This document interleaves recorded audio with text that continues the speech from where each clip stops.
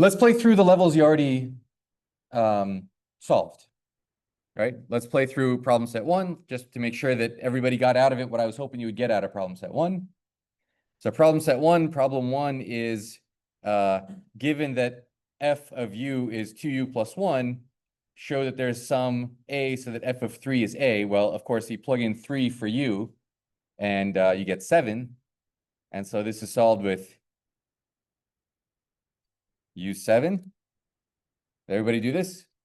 Yeah. And now what? So now we're trying to prove that f of 3 is 7. Specialize h. Instead of all u, we're going to set u equal to 3. And now we get that. And now ring NF at h. And now, not exact, apply h. Apply will be better for our purposes than exact, and apply does everything exact does. Okay, that was easy. That's how you did it. All right, the next one is, this is a fun one. So if you just say, okay, so you know that x squared plus y squared is 2, bless you, and you know that xy is 1. Well, so x squared, in fact, my original version of this was something like x plus 1 over x. If you know what x plus 1 over x is, then you know what x plus 1 over x squared is. And that's an old, contest type problem. You're like, how are you supposed to know? Well, you just cross multiply, right?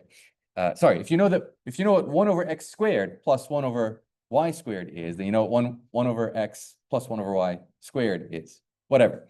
This is some simple thing. So c is supposed to come out to 2 plus 2 is 4. So if I just say use 4, great. And now I say, okay, the original version of this had an x and a y.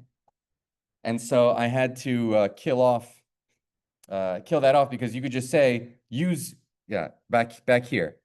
Before I had the for all x and y and c reversed, I just gave you the x and the y and said there exists a c, and you could just say, so that x squared plus y squared equals c, and you could just say use x plus y squared. All right, that's no fun. So I turned it around. First, you have to give me the c, and then it's going to be true for all x and y. So then we intro x and we intro y.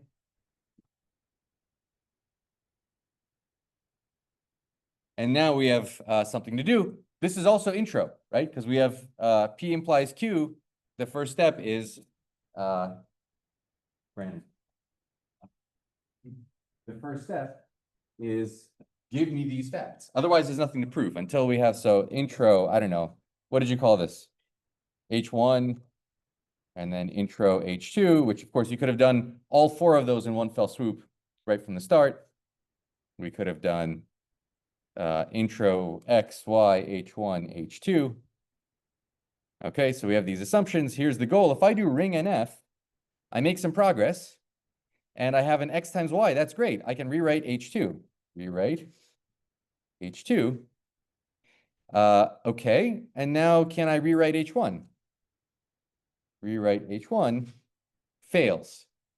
It doesn't find the expression x squared plus y squared within this. Why does it not find the expression x squared plus y squared within this? Suhas. I think these are around. Exactly. How can you tell? I don't see any parentheses. I think it's implied. It is implied. You can hover. Exactly. So if I hover, I see that this plus sign groups these two things. If I hover here, everything is grouped. Okay, so it's in order. PEMDAS is in the order that the operations come. So first, these two things get added together, and then the outcome of that gets added to y squared. That's why it's not finding x squared plus y squared, even though it's right there, dummy. What are you supposed to do with that kind of thing? This is where I suggest a have statement. Now, have statements are problematic. It turns out that I can do have. I'll call it a fact, and I'll say 1 is equal to 2 by ring normal form. And I don't see an error message. Okay, that's a bug. There's an issue posted to the server that runs this that says that should not let it go forward. It's really not letting it go forward. So have you guys discovered this button yet? This switches between game mode and editor mode. So if I click on editor mode, you see here are all of the instructions that I put in so far. The first is use for, then we did intro, then we did ring, then we did rewrite, and then I have this fact, and there are all these underscores. And the underscores are that there's a bug, there's something wrong. You know, we were not able to prove that 1 equals 2. Ring was not able to prove that 1 equals 2, but so it does throw an error message. It's just that error, but it's saying, okay, but let's finish the proof anyway. And it's supposed to also throw an error message here, and it doesn't. Okay, so if you're ever confused about whether have actually solved the thing that you're trying to prove or not, have a click over here in editor mode, and you'll see some underscores. Okay, so that's a big caveat that I've learned about have. So yeah, so let's not have that 1 equals 2. Let's have something else. Let's have that this whole thing, I just want to change the parentheses, is equal to this whole thing, but now I'll force the parentheses to go there. Why is this true? How do I get it to do commutativity of associativity of addition? These are ring operations. These are all ring operations. Ring NF will do it. Okay, so ring will do it, and now I have this fact. So what do I do with it? Rewrite by this fact, exactly. Let's rewrite by this fact. And when I do, now they're bracketed in the right way. So now I can rewrite by H1 rather, rewrite by H1. And now ring will fix everything. Okay, did everybody follow that exercise? Any questions on that? Makes perfect sense. Next. Okay. This one. Okay, we have a function g. We know that g of x plus 1 is always g of x plus 3. Again, you can hover to see where it's bracketed. And we know that g of 0 is 5. Our goal is to prove that g of 1 is 8. Very simple. What do? Specialize h1. Oh yeah, I'm trying not to use subscripts so that you guys don't have to type subscripts. But maybe you should learn how to type script. It's just a backslash. Backslash 1 gets you the subscript 1, but I didn't want to force that on you, so I just used regular 1. Okay, specialize h1 to 0. Okay, great. Now we're in the money almost. The problem is, how do I get this fact into that fact? So this is rewriting at something. Okay, so we'll rewrite what? H2 at H1, and it's going to look for the pattern on the left-hand side, namely G0. It finds G0 here, and it's going to replace it by 5. And now we have this. Now what do we want to do? Ring, not at the goal, but at H1. Ring normal form at H1. And now that's exactly what we want. So it's the exact, except now we call it apply H1. Good. Next. Now, last one. No, not last one. I lied. This is number 4. All right. The problem is you can't, once I specialize H1 to x equals 0 in order to call H2, H1 is gone. So I had better not specialize. I'd better make a new hypothesis. So that's again a have, please. There we go. That's a have. Let's call this H3. And let's call it, well, what should we call it? What did you guys come up with? What do you think we should prove? Sean? Exactly. Not g of 1 equals, maybe you thought of doing something like this. That will not be proved in one line, and the game server only accepts one line at a time.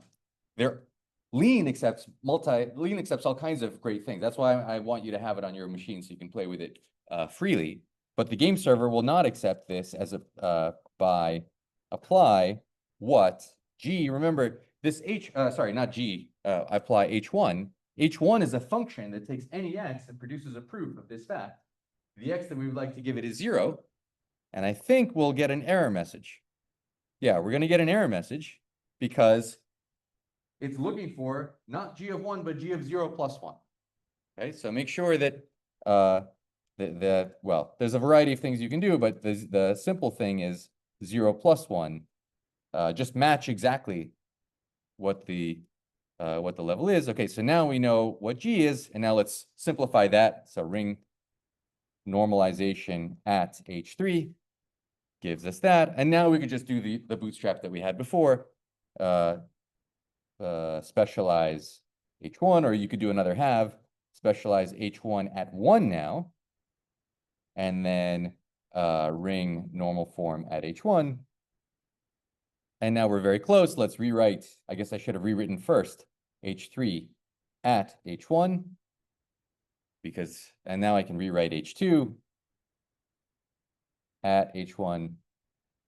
And now I can ring. I shouldn't have ringed before because, whoops, at H1, thank you. And now exactly H1 will be applied. Okay. All right, these were all hopefully very easy. Let's do the last one. And then backwards rewriting. Backwards rewrite, this problem I think I won't solve for you. Did anyone have trouble with this? Do you want to see this one solved? No. Okay. You guys were happy with it.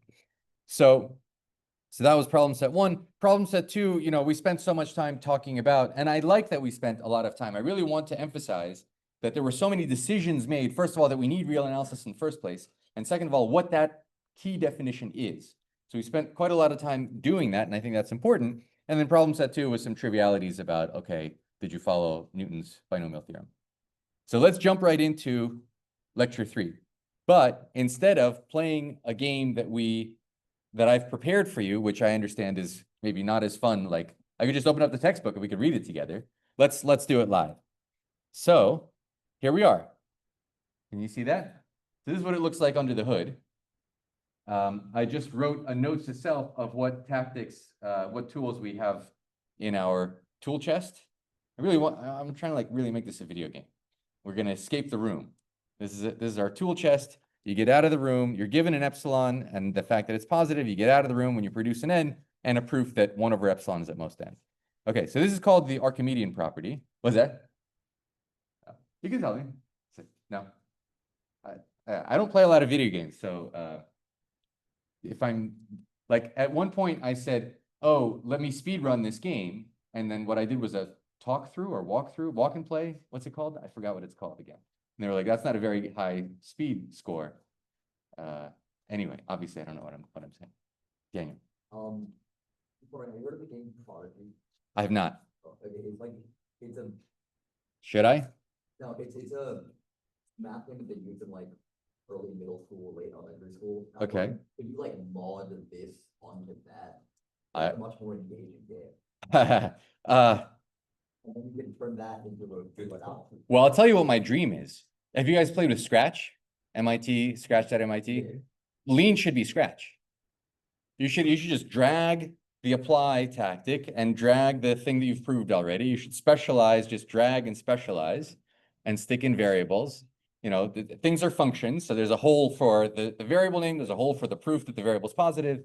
And then it produces this other thing. And that's my, the future version of this will be Scratch. You don't write anything. You don't remember, is it intro or exact or have, you just drag and drop. But for now, this is what we're stuck with. This is obviously an experiment, right? I thought maybe playing the game would be fun. I think it's kind of fun when you're at home, but in lecture, we want to have a lot more flexibility than just let's read what the text already says. Okay, so level 1 of lecture 3 is the Archimedean property. The Archimedean property, I mean, really the Archimedean property says that no matter how small epsilon is, there's always a natural number. So I'm supposed to be writing these things down. That's the whole point of having a lecture. The real Archimedean property, which I think is originally due to Eudoxus and appears already in Euclid's Elements. That's just an aside, but for whatever reason got called the Archimedean property, is that no matter how small epsilon is, epsilon, as long as it's positive, there is always a natural number, n, so that 1 over n is even smaller, and of course positive. Okay, that's the sort of standard Archimedean property. There's no There's no positive real number that's so small that you can't fit an integer 1 over n before. It's trivial, it's obvious, but this is an important property that we'll be using all over the place. So our goal, our warm-up goal, we can prove that too, but there's some subtleties about it, so I'm postponing that. Our warm-up goal is sort of the opposite. No matter how small, it's the same thing mathematically, but in lean, it's not the same. Our goal is to show that you're given an epsilon, and the fact that epsilon is positive, and that there exists a natural number n, maybe it'll help if you see the parentheses around that, so that 1 over epsilon is less than n. Okay, if you invert a positive number, no matter how small it is, there's always a natural number greater than it. This is obvious. This is mathematically obvious. But how do you actually do it in lean? Well, how do you first let's remember how to do it in natural language. So we're given the epsilon, we're given that epsilon is positive. What's the tactic that we have to execute? I'm trying not to use the word both in its colloquial sense and in the tactical sense. Intro would be to give me the epsilon, give me that epsilon's positive. I've already given you the epsilon. If it started with for all epsilon positive, there exists such a thing, then we would intro them. You're absolutely right. I'm sort of starting one step past that. Use. You have to give me the n. What's the n? So how to do it in natural language, you need to provide the n. So which n should we use? And that's the word that has a colloquial meaning and a technical meaning, and there's no way around it. I mean, that's on purpose. So which n do you want to use? I give you an epsilon. Give me a natural number that's bigger than 1 over epsilon. Other than Daniel, Akil. 1? 1 is going to be bigger than 1 over epsilon. What if epsilon is 1 over a million? Then 1 over epsilon is a million. So what do we do? John. I was thinking something like find the nearest integer and then add 1. Yeah, exactly. You guys know what that's called? The ceiling. Yeah, the ceiling. So we want to use the ceiling. The ceiling function returns the, I guess it's the smallest integer greater than or equal to the real number. The ceiling function, which is written L ceil and then whatever R ceil. I guess I want to say X maps to this. The ceiling function that takes a real number X and sends it to, can you guys see this in the back? Is this too small? It's okay. The ceiling function takes a real number X, sends it to just round up, rounds up. I'll just say rounds up to the nearest integer. And this is the wrong function for this problem. Because, I mean, +1 and +1. It's the wrong function because, Daniel? That would like apply like an or like don't you need the Archimedean property? Kind of, but we do have a ceiling function in lean. You're right that it's a little bit, I haven't gone all the way down to the axioms of what the real numbers are, what the natural numbers are, all those various properties. You're right. I'm a little bit starting the story in the middle, and later on, we're going to go back to the very beginning and construct the real numbers. When we do that, we will realize, so does anybody else want to guess what's wrong with this, Daniel? We can use floor and add 2 or something, sure, yeah. Another thought, use floor and add 2. It's still wrong. There's one word that's the wrong word. Yes. Yes. That's because the floor or ceiling function. This is a computer scientist who knows about type. Well, someone with computer science chops and understands some type theory, and that's because the floor or ceiling function takes values in integers, z. But we need values in n, the naturals. Okay, so we have to talk about casting. Right now, we don't need to talk about casting yet. We are going to talk about casting today. It's going to come up all over the place. There is another function written like this. X gets sent to the left ceiling, X, the right ceiling, and then \_ So it's the positive ceiling function, or the natural number ceiling function.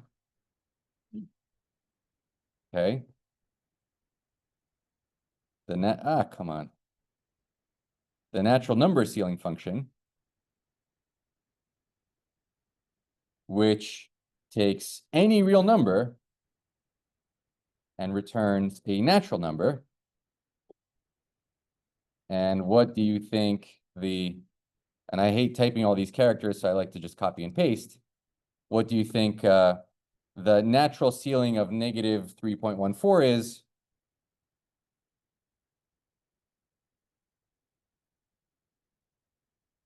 Zero. Okay. It's the ceiling function, and then if for some reason it's negative, just bump it up to 0. Okay, it's not, I mean, there's all kinds of choices you could make for what it's supposed to be, but yes, it's the smallest natural number that doesn't exceed your real number. Okay, great. So we got that out of the way. Now that we know about this function, what's the proof? Okay, so in natural language still, we use, well, the ceiling of what? The natural number ceiling of almost epsilon. 1 over epsilon. And just to be safe, because we want a strict inequality, +1. Okay, that's a natural number. That's a nice natural number. Our goal will change to, our goal used to be, there exists a natural number so that 1 over epsilon is less than n. Our goal will change to, oops, you can't see it. Our goal used to be, there exists a natural number so that 1 over epsilon is less than n. After we use 1 over epsilon ceiling, natural ceiling +1.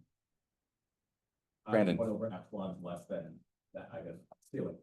Exactly. 1 over epsilon is less than this thing. Okay, how do we prove this? We have the fact that 1 over epsilon is less than or equal to, 1 over epsilon is less than or equal to this, just by what this function is, by the definition of this function. And then we get the strict inequality because we added 1. QED. Okay, let's do it in lean. The first line will be literally identical. So, yeah.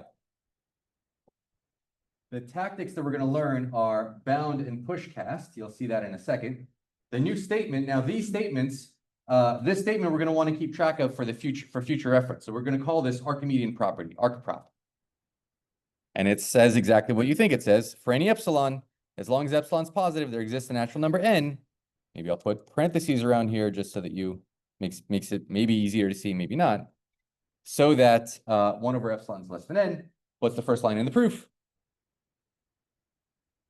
Use that thing. Use 1 over epsilon +1. And unlike the video game, which shows you shows you the game board right next to where you are, here the game board is on the right.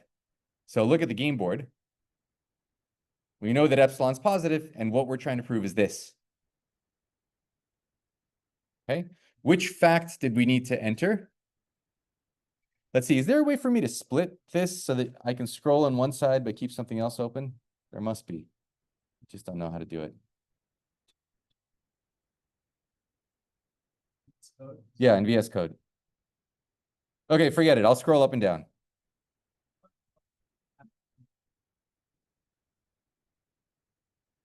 That I know what that does. I'll be using that for some other things. Anyway, we want to have this fact. This is the fact that we want to keep. And what's the proof of this fact? Well, I haven't told you yet, but there is a very powerful tactic called bound. And anything that is mathematically trivial, like I don't want you learning names of theorems in the library. There should just be tactics that clear all kinds of annoying things. And one of those very important tactics is called bound. So let's try bound. Whoops, I already have a bound. And it did it. There's no red underscore. There's no, again, if it didn't solve it, you wouldn't get an error message in the game, but you would get an error message if you looked in the edit mode. And the error message, you'd see a red underscore. Okay, so the fact is 1 over epsilon is less than or equal to the ceiling of 1 over epsilon plus 1. And now we know that this is less than that, and that is less than that. So shouldn't bound just take care of it for us? And bound fails. And the reason bound fails is because of casting. So let's talk just a little bit about casting. So far, so good? Let's talk for a minute about casting. In Lean, the first two steps in the natural language proof work just fine, but then we have to deal with casting. So what's casting? The point is, you can even look right here. When I say 1 over epsilon is less or equal to the ceiling, the natural ceiling of 1 over epsilon, I can't compare things that aren't the same.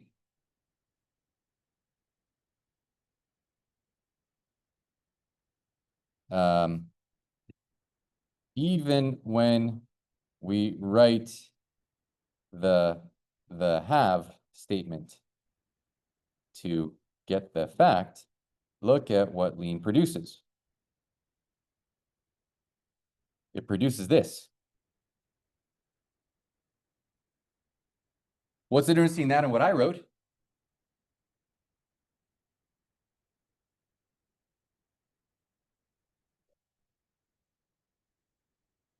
What's that? Never mind. Joe. There's that weird symbol. There's an up arrow. There's a weird up arrow. There's a weird up arrow symbol right there. What is it doing? What is it doing? You may think of the real numbers as a number line, and you may think of the natural numbers as sitting at 0 and at 1 and at 2 in the number line. And that is wrong. You may think of the real numbers line and the natural numbers as a subset of that line. But that is wrong. When we get to the construction of the real numbers, you'll understand this point better. We'll learn this more precisely when we get to the construction of the real numbers. But for now, just know that the natural numbers, oh, come on, and the integers, and the rational numbers, and the real numbers, and the complex numbers are all different kinds of things. But there are functions, injective functions, but there are secret functions that pass what we think of as inclusions, around.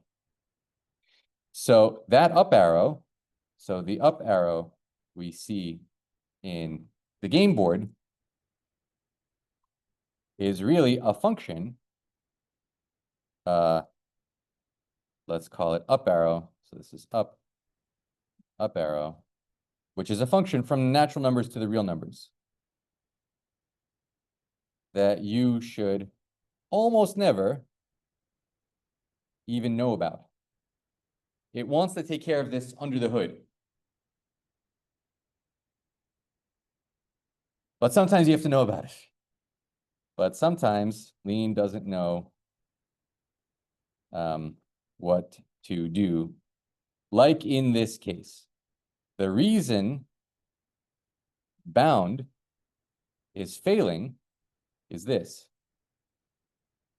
Let's look again. Here we are. Why is bound failing? Didn't I just tell you that 1 over epsilon is less than or equal to the cast of the ceiling of 1 over epsilon into the naturals? Can't you just add 1 to that and figure it out? It's because the natural numbers have no minus number. That's a good guess. It's dumber than that. I wish it was that sophisticated. Sean. Yes, the casting is on the outside.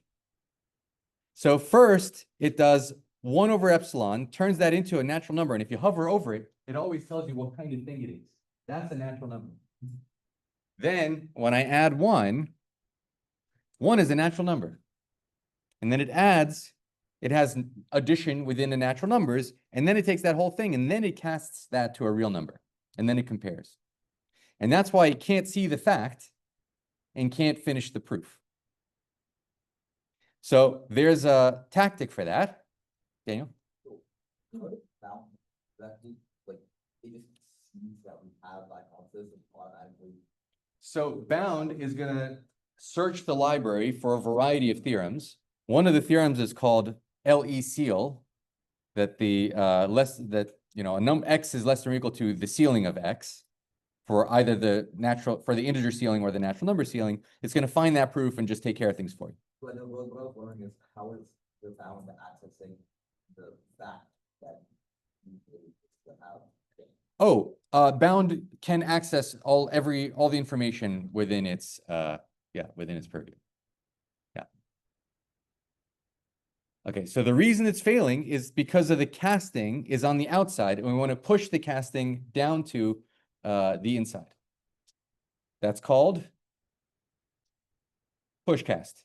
Okay, so that's this push cast tactic handles coercions between number types and is particularly useful when working with natural numbers and integers and rationals and so on. So if I do push cast first, look at what happened. Now 1 is a real number. It took this 1 over epsilon ceiling, which is a natural number, cast that to a natural number, then made 1 a real number, added that on with real number addition, and now it's comparing that to the real number 1 over epsilon. And now bound should hopefully finish the proof. Okay, so if you ever get stuck with some stupid casting thing, it's probably because it doesn't see the right bits of the casting. Push the casting down. Okay, then bound works. After push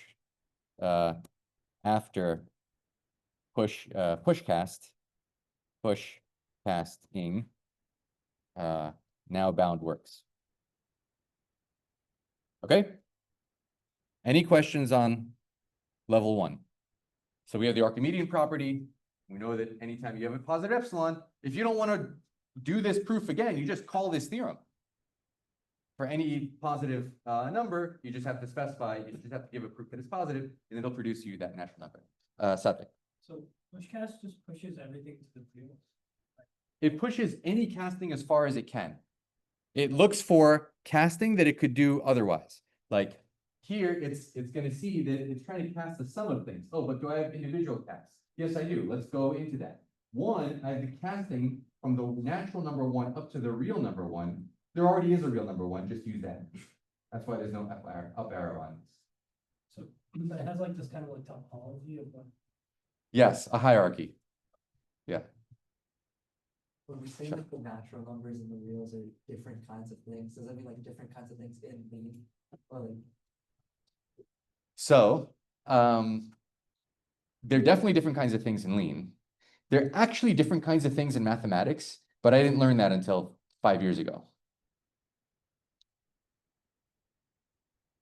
So there will be other professors who say, no, natural numbers are just a subset of the real numbers. If you use set theory as your foundation for mathematics, then the natural numbers are just a subset of the real numbers. There's no problem. There's no such thing as cast them. They're already living in the same thing, just bigger and bigger sets. And then if you use type theory as your foundations, which is what we're doing here. I mean, this is not a course in foundation, so I'm not going to go into any of that. Then every single thing is its own kind of thing. And that is actually much more natural from the view of how modern mathematics is done. So when we get, you'll really see this when we get to the construction of the reals. Yeah. Little confused on, because if you're comparing the real number 1 over epsilon. Yes. Half the real number of, so like 1 over epsilon plus 1. Yes. Should that inequality go? It does. It just bound doesn't see it, doesn't know how to prove it. The reason bound fails at this point is because it doesn't know how to compare this natural number that's been cast and 1 over epsilon. Because there's an extra little theorem that it needs to help it. We proved that extra little theorem, but it doesn't see it because it doesn't see this value. It sees first you add 1, then you cast. Yeah, I see. Whereas here it's casted before you add the 1. Okay. So it's actually very similar to why doesn't it see x squared plus y squared? You have to do something else to it first, and then it'll see x squared plus y squared. Does that make sense? Okay. Any questions on level 1? Level 1 is done. Let's go to level 2. Is this more fun than playing a done game? At least some of you like it better. Some of you might not. We're gonna keep experimenting and see what works and what doesn't. All right. We have learned the definition of limit. We proved that the constant sequence converges to the constant. Let's do something real. I mean, actual. No pun intended. Let's prove that the sequence 1 over n converges to 0. Okay, so let me say all of that. We have talked at length, and I think it's right that we spent a good amount of time talking about the definition. This is not an obvious definition. What I'm declaring that definition, but everything that follows from that logically is mathematics, right? So which objects you choose to think about are up to all of us collectively. You know, human beings keep coming up with things. Bolzano came up with this definition and nobody listened to him. And then 50 years later, Weierstrass came up with this definition and then everybody switched over. So that's a human artifact. And then the logical consequences of that definition is the universe. Okay, is how I think about it. We talked at length about why the definition of a limit of a sequence is what it is. And we proved something trivial, that the constant sequence does have a limit. And that limit is the constant, namely the same constant. Let's do something not entirely trivial.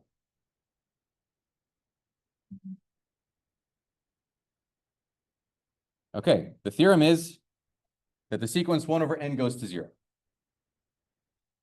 Okay, proof. First, let's recall the definition. Recall the definition of what it means for a sequence to converge. We have a sequence. A sub n, but A is really a map from the natural numbers to the real numbers.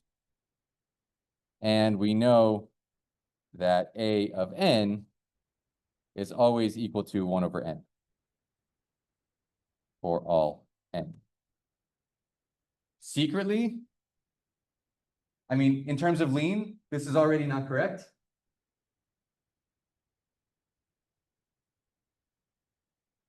A takes values in the real numbers.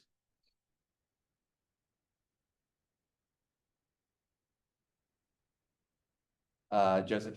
Yeah, it's not defined for n zero. Okay. We haven't talked about division by zero. We do have to talk about division by zero. Maybe not now. Let me come back to that. It is defined at n equals zero. We're going to come back to that slightly. Sean? You're dividing like a natural number Yes. by a real number in this case. Which means what's really going on is It's like casting. it's secretly being cast. Yeah. Really, I should say, but I'm not going to because no one would ever do this. We will never get anywhere. Oops, up arrow. And, but never mind. Just keep going. Okay, just keep in your head the fact that we're going to have these kinds of issues. Okay, this needs to be a real number. I can either, well, there is division in the naturals. You don't want to know about division in the naturals. Well, no, we will get to division in naturals, including division by zero. But no, what's really going on is we're going to cast n to a real number and then take the real number 1 and divide within the reals by the real number of the cast of n. All right, whatever. We have a sequence. We know that a of n is 1. The claim that it converges to, well, L for any value of L, in this case, L equals 0, is the claim that, what's our definition? All together now. Oh, epsilon, yeah. You ever, you see these classrooms like negative b plus or minus square root of b squared. Okay, so it's going to be like that. For all epsilon positive, there exists, yeah, as low energy as we possibly can, please. For all epsilon positive, there exists an n, I won't even say in the naturals, such that for all n greater than or equal to n, a of n minus L is less than epsilon. Okay, good. So we agree that that's the definition. That's what we're going to work with. Let's see what we can get out of it. Step 1.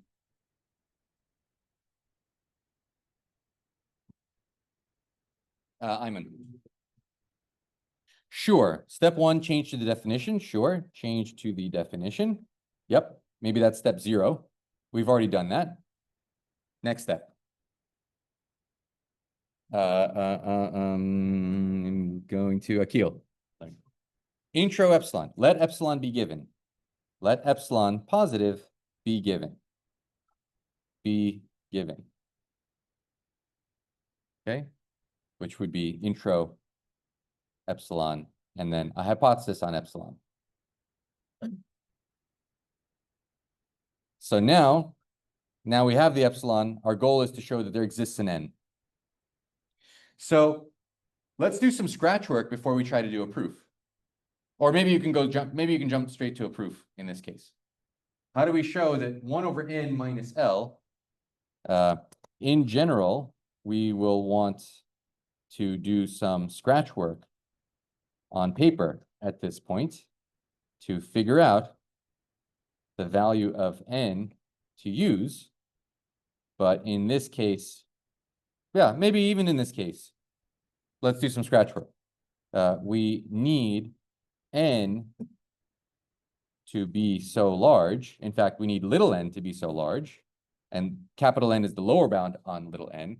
So large that absolute value of 1 over n minus 0, okay, I don't need to subtract 0, is less than epsilon. And the absolute value of 1 over n, which is just 1 over n itself, we're just talking amongst ourselves. We don't need to bring formalism into this.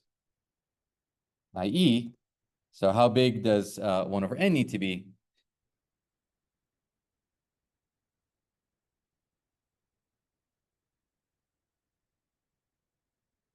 John? Exactly. If I multiply through by n and I divide by epsilon, i.e., multiplying by n and dividing by epsilon, this is satisfied as long as 1 over epsilon is less than n. That's the lower bound. How do we find an n lower bound so that this always holds? Suhas. The Archimedean property. That's why if it's a well-designed game, then the tool you need in the next level is the tool you just got in the level before. Okay, so the Archimedean property.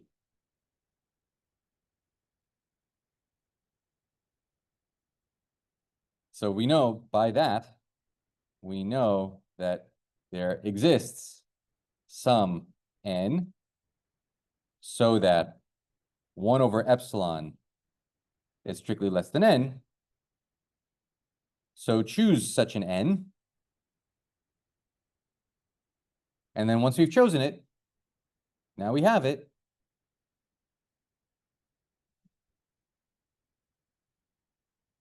And we still want to know that there exists such an n.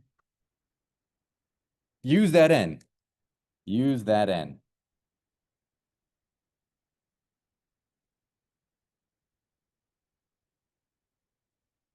Okay, everybody with me? Once we use that n, then let little n greater than capital N be given. I guess I'm not keeping track of the steps. This is step 17 or something. Let little n be given. And our new goal is to show that a of n, which is 1 over n minus 0 is less than epsilon. Okay. We're like, you know, and then you're trivially done. And we're trivially done. I mean, the problem with proving things this basic in natural language is that you want to stop 20 lines ago. And that's where the formalism comes in, because then you can really see just how many steps you skip as a human being. Okay, are we ready to do the formal proof? Yeah, let's do it. So the new things we're going to need to learn about are tactics called field simp, exact mod cast, and I hope I'm going to finagle things so that you don't have to learn about linarith, but right now I think you will have to learn about linarith. Field simp is a tactic that clears denominators. If you have equalities, inequalities, you have things in the denominator, you just clear denominators. Division is ugly. Division doesn't commute. Division, you have to worry about 0. Cross multiply, clear denominators. As long as you know that the denominators aren't 0, you should be able to clear denominators. Linarith is like bound. In fact, again, I'm going to wrap linarith into bound so that you don't have to learn the word linarith, but I just didn't have a chance to do it until then. Suhas. Exactly. Yeah. Do I not even say that? I do say that in the version. I wrote out a whole version of this game, and then because you told me you didn't want to play games, I saved it, but I erased everything, and now we're just looking at the skeleton. When you see the full version, that's exactly what it will say. Linarith is ring, but for inequalities. But it's one more tactic that should not exist. Just like exact doesn't, we don't need both exact and apply. We don't need both linarith and bound. I'm going to wrap linarith into bound, and then, yeah, in the future we won't need it. And then we'll get to exact mod cast in a minute. Okay, so let's start. Our statement is the following. We have a sequence, a map from the naturals to the reals. We have the hypothesis on A that for every n, A of n is 1 over n. And we want to prove that the limit of the sequence of A is 0. Now, what's 0? A natural number, a rational number? You can't tell.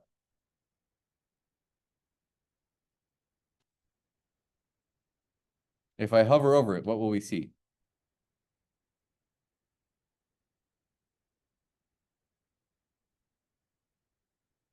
The limit of a sequence that takes real values is a real number, right? So if I hover over the 0, 0 is a real number. How did it know? It knows. It figured out what it had to be to make sense. Okay, step 1. Let's recall the definition of a limit. Change. As low energy as you possibly can. Oh, absolutely, yeah. Oh, it's so low energy the computer can't even take it. For all epsilon positive, there exists some n.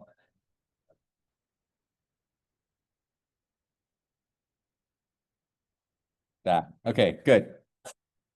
We all agree that that's the definition of a limit, and so does lean. So again, you're seeing the game board on the right-hand side. Question? Roger? You sure? If you're confused about something, I guarantee 20 other people are confused. No. Gotcha. Change. Change is the name of the tactic that unfolds definitions. Okay, so now we see a for all. Once we remember what the definition is, at least the next couple of steps are clear. What's the next step? Intro, epsilon, and the hypothesis on epsilon. Great. Now we have to prove that there exists an n. Where are we going to get that n? The Archimedean property. Let's see, did I refresh the server so that we have the Archimedean property? Just in case. Give it a second. I don't remember if I did it. Maybe I did. Okay, we're back. And let's have the fact that there exists some n, some natural number n, because now it's not necessarily going to know what I mean by n, so that 1 over epsilon is less than n. And the proof of this is by applying the Archimedean property is a theorem, arcprop. It's a theorem whose input is a proof that epsilon is positive. Where do I get a proof that epsilon is positive? H epsilon. So if I feed H epsilon into the Archimedean property, it does not complain, and we now know, oh, I'm not supposed to not name my halves. Let's call this fact. Let's call this F1. All facts will be called F some number. This fact is called F1. So F1 is the fact that there exists an n, so that 1 over epsilon is less than the cast of n into the roots, a natural number n. Okay, so far so good. So we know that n exists. We want to choose it. So choose n, and let's say, what do you want to call that? The hypothesis on n or something using F1. Okay. So now we have an n, and we have the fact that 1 over epsilon is less than n. Everybody with me? Okay. Why did we get that in? Akil. To use it. Yeah, we got it so we could use it. Use n. Now our goal is for every little n greater than n something. Intro, little n, and then some hypothesis on little n. Namely that n is, I mean, if you want to give these better names, you can and you probably should. You could, give it a name like n is greater than or equal to n. Should we give it a better name? Yeah. N is greater than or equal to n. That's a better name for it. Is there a better name for hn? How about 1 over epsilon is less than n? 1 over eps. How about eps inverse is less than n? Oops. Is that a better name for it? So you don't have to think about, you'll see later on, we're going to have like 20 hypotheses, and you'll be searching through the list of hypotheses to figure out which one it is. Or if you gave it a good name, then you just guess what its name might be again. And a lot of times you'll guess the same value. Okay. Now what? How are we supposed to prove that an minus 0 is less than epsilon? I want to get rid of that minus 0. Ring. Yeah. Ring natural form, normal form. We'll get rid of the minus 0.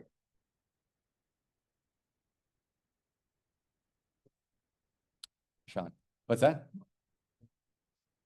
Norm num will get rid of the absolute value if it knows that the thing is inside. Well, actually, it'll only do that if the thing is inside is actually a natural number.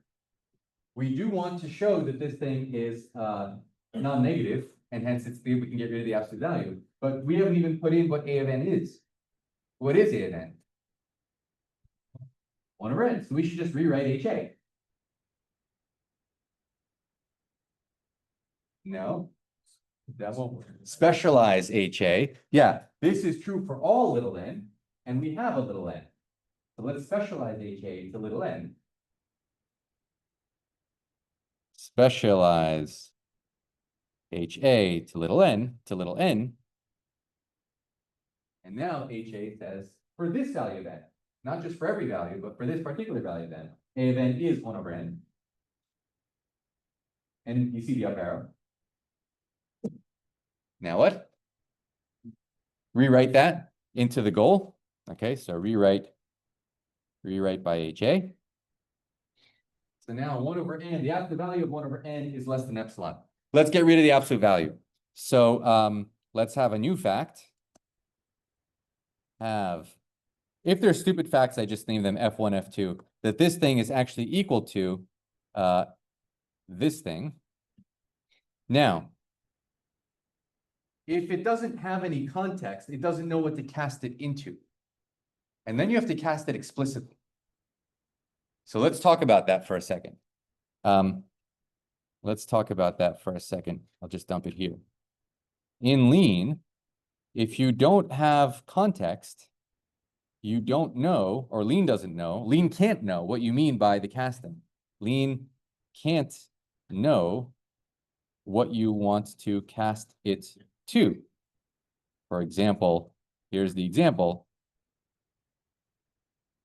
What kind of cast is that supposed to be? The way to cast descriptively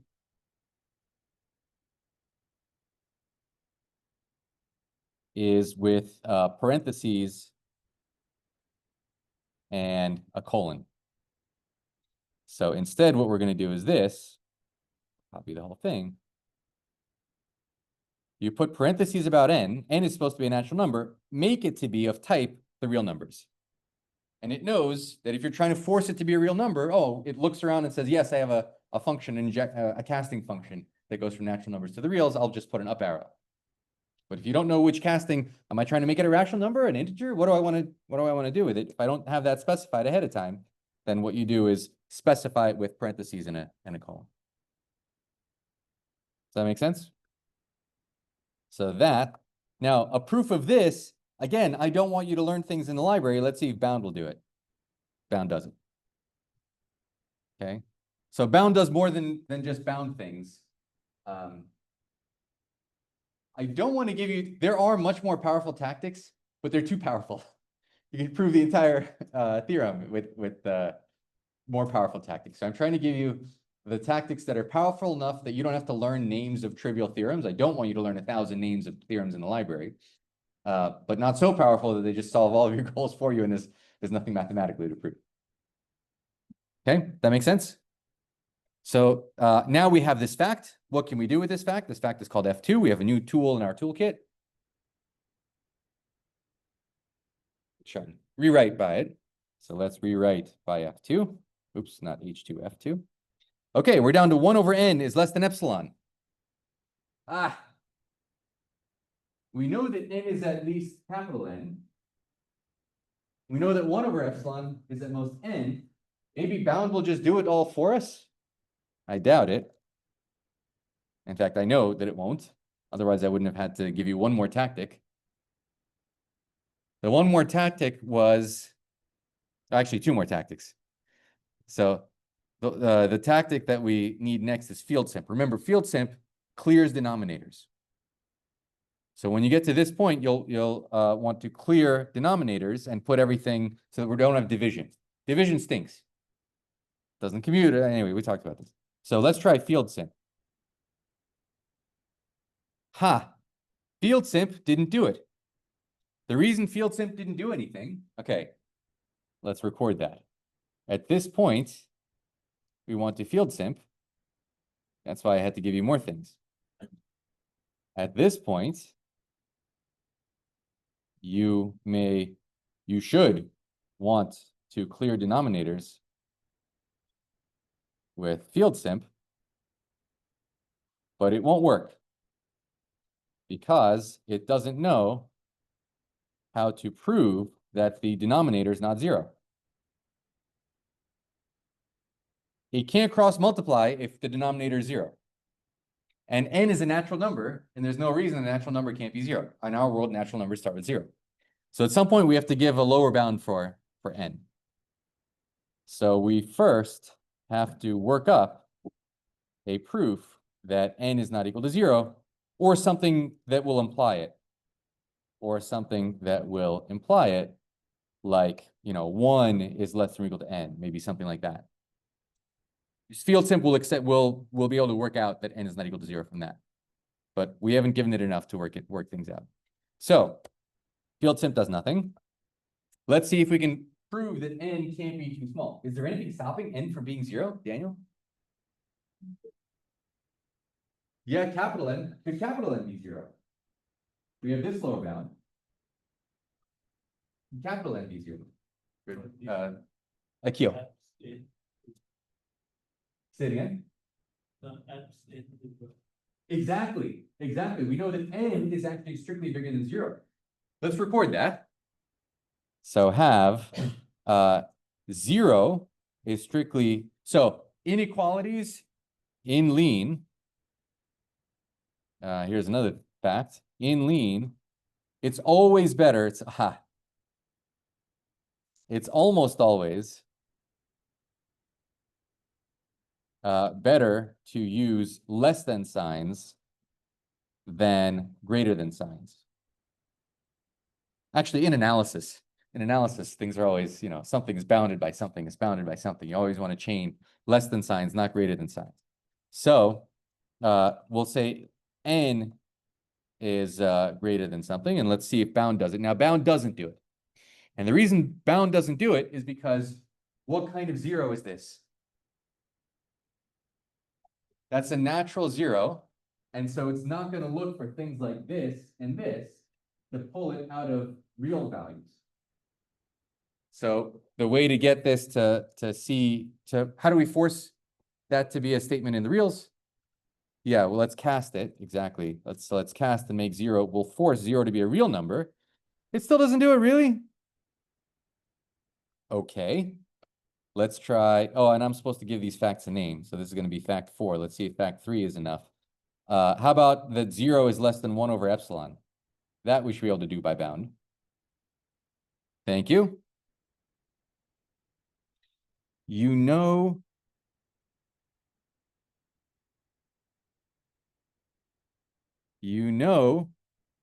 how about 1 is less than or equal to n?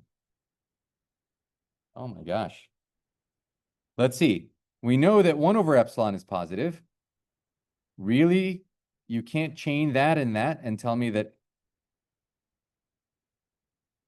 I know I did this at home and it worked just fine.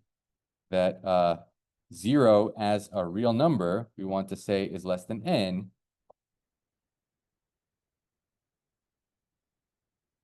Well, that's annoying. Okay, let's come back to that. I'm going to come back to that. So sorry is the way to stop it from giving you underlines and error messages. Daniel. Not with the in the order you can add category. So when you have cast Wouldn't I have to cast n? N is being cast to a real number. Yeah. Oh, so I'm just taking the first appearance of anything and saying this entire conversation should take place in the reals. Once 0 is cast to the reals, the only way I can talk about anything else is if they're reals. And so that's why what you actually see is n getting cast to the reals, 0, they don't bother putting an upper. Okay, now I remember why I told you the linarith tactic. Because the linarith tactic does solve this, and bound you should not learn another name. Okay, so bound should be doing this, but it doesn't. What's linarith? It's linear arithmetic. Yeah. It's linarith is linear arithmetic. All I want you to do is put together the fact that 0 is less than 1 over epsilon, and 1 over epsilon is less than n. Chain those two facts together, dummy, and prove that 0 is a lower bound in the reals for n. This should not be hard. And linarith should do it. So here's how linarith works. You say linarith, and then you specify, the way I've set it up, you specify which facts to chain. So the facts to chain are F3 and Eps in LTN. You chain these two things.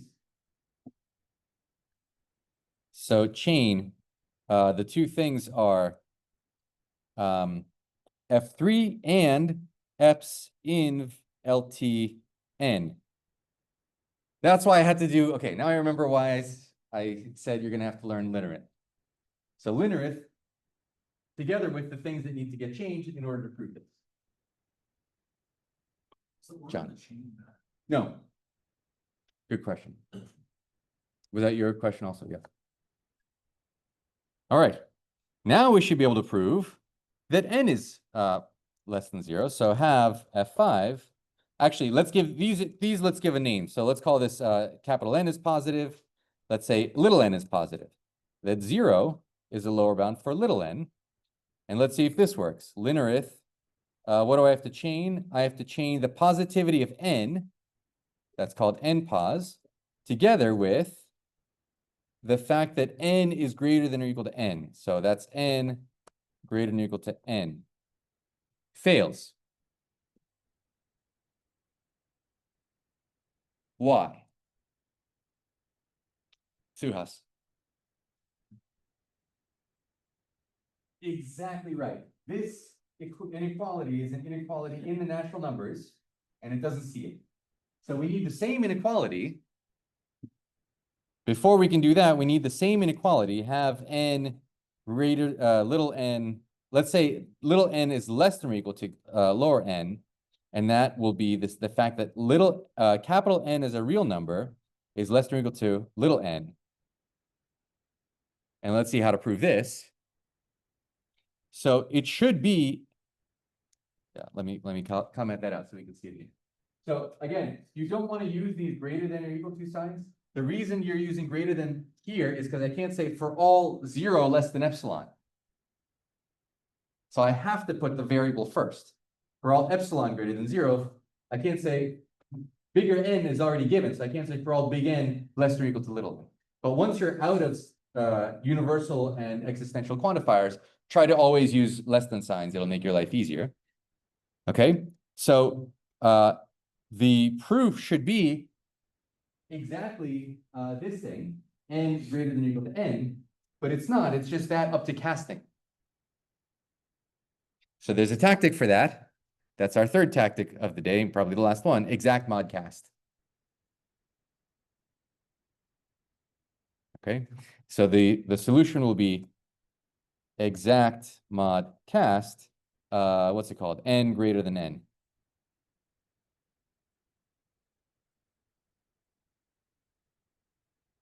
And the reason they can't chain them is because it's chaining the wrong thing. And now it changed them. Okay. So again, is everybody following along? Is anyone utterly lost? Okay. You're going to get a lot of practice with this on the homework. I'll give you lots of homework problems that where you go back and forth with casting, with chaining, stuff like this. All right. Now we know that n is indeed positive. Let's see if field simp does something. I mean, maybe is there a better proof? So you see what field simp did, it cross multiplied. Before the field simp, we had 1 over n is less than epsilon. After the field simp, we have 1 is, what we need to prove is that 1 is less than n times epsilon. Okay, shall we field simp this also? So let's field simp. What was that called?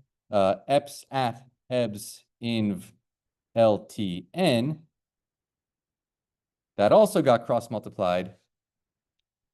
And now we should just be able to chain. Okay, so we need one more thing, which is that epsilon times n is less than or equal to, epsilon times capital N is less than or equal to epsilon times little n.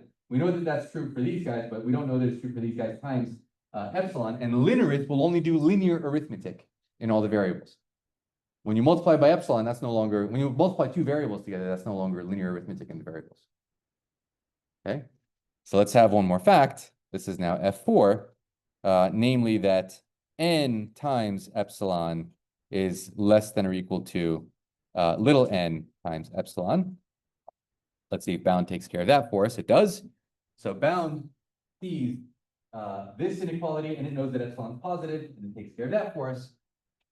And now the answer is, how do we finish this?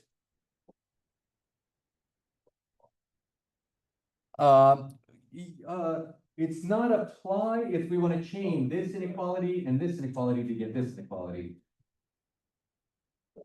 Linarith. It's linear arithmetic applied to F's in LTN and F4.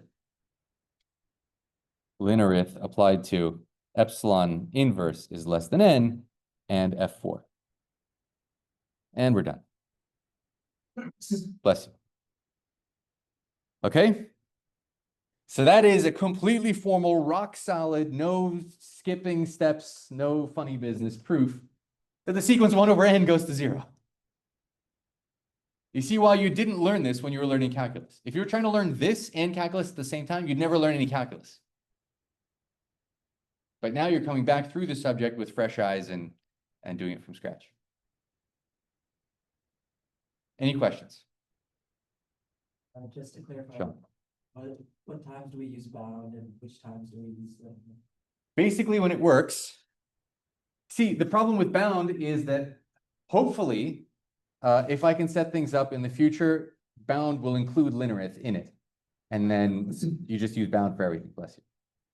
But at the moment, use, for the time being, use linarith until that change is made effective. Yeah, I Brent? just want to know, is there any reason you would have to only do a field sim, like for the division again? Is there any reason you would need to do that or? Is there any reason you would need to divide? I mean, there's a wide variety of ways to try to prove inequalities like this.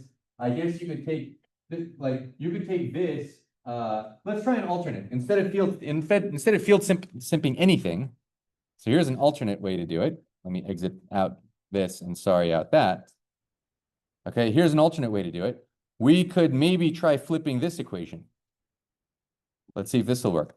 Have fact 4 prime, which is that 1 over n is at most epsilon. Let's see if bound can solve that. No, bound doesn't do it. Bound can't invert this inequality, cross-multiplying this inequality. Division is just bad. Division is much, much harder than multiplication. Multiplication is commutative. Multiplication is the right thing. So field simp lets you simplify things by cross-multiplying. Now you're down to just, polynomial operations and never division operations. I just asked because I was wondering if we would need to go from multiplication to division for any reason, and if we do it, but it seems like probably not. But... Well, there are times in mathematics where you want to do that naturally, but if you can find a way to avoid it, which you always can because they're inverse operations, it'll just make it easier to simplify. Not that it can't be. I mean, I don't want to give you the sense that it can't be done. Here's what you would need to type. Here's one way. I mean, there could be simpler ways to do it. There's a theorem called 1 divided by is less than. If I give it the positivity of epsilon and the positivity of n, it's an if and only if theorem. So if I give you the modus ponens, the forward direction, and then I feed it epsilon inverse is less than n, that solved it. I don't want you learning this, right? This is how to formalize. I'm not trying to teach you how to formalize. I'm trying to teach you real analysis. And so, so don't do this. Just use big names of big machines that do whole swaths of things for you. All right,